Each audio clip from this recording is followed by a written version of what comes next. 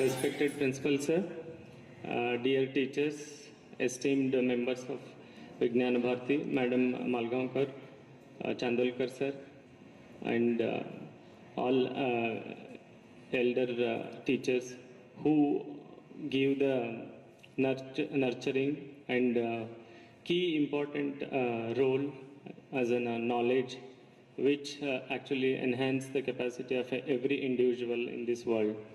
So such kind of knowledge is given by all the teachers present here. And my dear budding scientists, I look at each one of you as a budding scientist because every child has a curiosity to ask the questions. मैं यहाँ पे उपस्थित हूँ, principal sir को धन्यवाद देता हूँ कि एक अपॉर्चुनिटी दिया है आप सब से बात करने के लिए, एक मौका है। तो आपको मैं ये कंसिडर करता हूँ कि हर एक child is an budding scientist, means उभरते हुए तारे जैसे होते हैं वैसे all of you have like scientific calibre in you, because आपको एक क्वेश्चन पूछने का एक क्यूरियोसिटी रहता है। वो जो क्यूरियोसिटी ही आपको आगे जाके साइंटिस्ट बनाता है। तो जिस तरीके से एक साइंटिस्ट बनने के लिए जो इंटरेस्ट आप में डेवलप होना है, उसका रिलेटेड जो एरिया ऑफ इंटरेस्ट आप के मन में आता है, जो भी छोटा क्वेश्चंस आता है उसको आपको पूछने के लिए ऑलवेज एक करेज चाहिए। वो करेज इस तरीके से आपको आगे लेके जाता है टू आस्क द क्वेश्चन। नमस्कार, आदरणीय भोसले सर, मुळे मॅडम, माझ्याबरोबर आलेले NIVचे वैज्ञानिक, सगळे विद्यार्थी एवं इथले सगळे शिक्षक वृंद। आताच महेश सरांनी सांगितलं की माझ्यामुळे हे आले, सत्य आहे पण अर्ध सत्य आहे। ते माझ्यामुळे ते आलेले नाहीयेत, कुणामुळे आलेले आहेत तर ते तुमच्यामुळे आलेले आहेत। त्यामुळे पहिल्यांदा टाळ्या तुमच्यासाठी तुम्हीच वाजवा आणि आपण वैज्ञानिक होऊ शकतो की नाही। तुमच्याबरोबर तुमच्या समोर शास्त्रज्ञ आणण्याचं एकमेव कारण एकच आहे की तुम्ही पण तुमच्यामध्ये सुद्धा कुठेतरी एखादा वैज्ञानिक दडलेला आहे। तो कसा बाहेर काढायचा त्याचा प्रयत्न करण्यासाठी आम्ही असे वेगवेगळे कार्यक्रम करतो।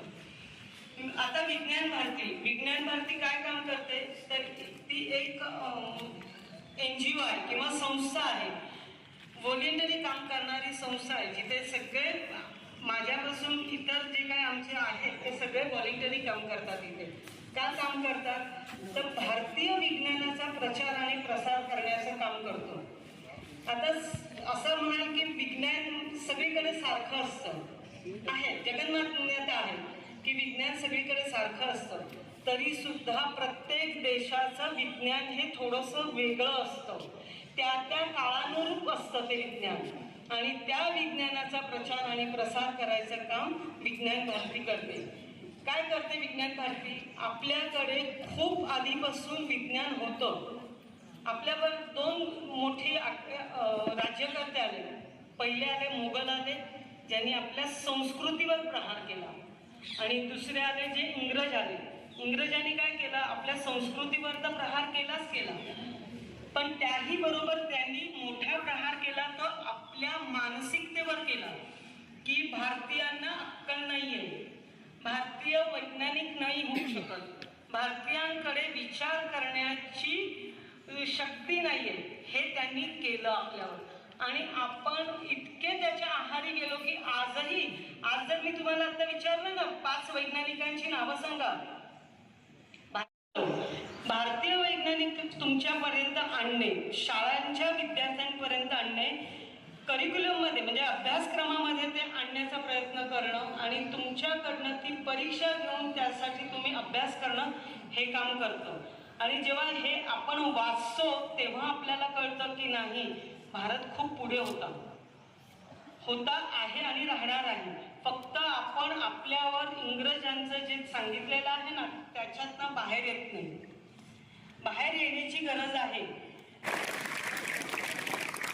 हे पुस्तक तुमच्या 1926 साली त्याचं पहिलं विचार केला गेला. फर्ग्युसन कॉलेज आहे, म्हणजे तुमच्याच एज्युकेशन सोसायटी, डेक्कन एज्युकेशन सोसायटीची फर्ग्युसन कॉलेज आहे. तिथे प्राध्यापक होते डॉक्टर गोरा परांजपे म्हणून, आणि ते गेले होते जर्मनीला. आणि जर्मनीला गेल्यावर त्यांच्या लक्षात आलं की इथे विज्ञान आमच्यापेक्षा जास्त लोकांना माहिती आहे. तर त्यांनी तिथल्या वैज्ञानिक लोकांना विचारलं की तुमच्याकडे विज्ञान शाळेच्या मुलांना माहिती आहे, तसं गृहिणीलाही माहिती आहे आणि तसे मोठ्या लोकांनाही, म्हणजे सिनियर सिटीजनना पण माहिती आहे. त्याचं कारण काय? तर त्यांनी सांगितलं की आम्ही विज्ञानावरचं मासिक हे आमच्या मातृभाषेत काढतो. आणि ही प्रेरणा घेऊन ते परत जेव्हा भारतात आले, त्यानंतर त्यांनी 1928 फेब्रुवारी 1928 पासून सृष्टीज्ञान अंकाची प्रकाशित करणं चालू केलं. भारत देश काही महिने बंद पडलेला होता. अख्ख्या जगाचं लक्ष भारत देशाकडे होतं की हे कोरोनाचं आलेलं संकट नुसत्या आपल्या देशामध्ये नाही तर इतर देशांमध्ये सुद्धा ती लस पाठवली.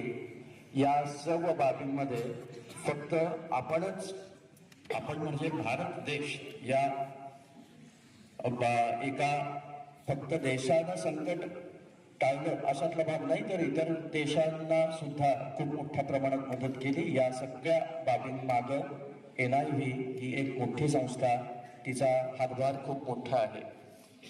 इतकंच नव्हे तर ते काम ज्या वेळेला चालू होतं त्यावेळेला ज्या शास्त्रज्ञांचा हातभार मोठ्या प्रमाणात लाभला, असे शास्त्रज्ञ आज आपल्याला लाभलेले आहेत.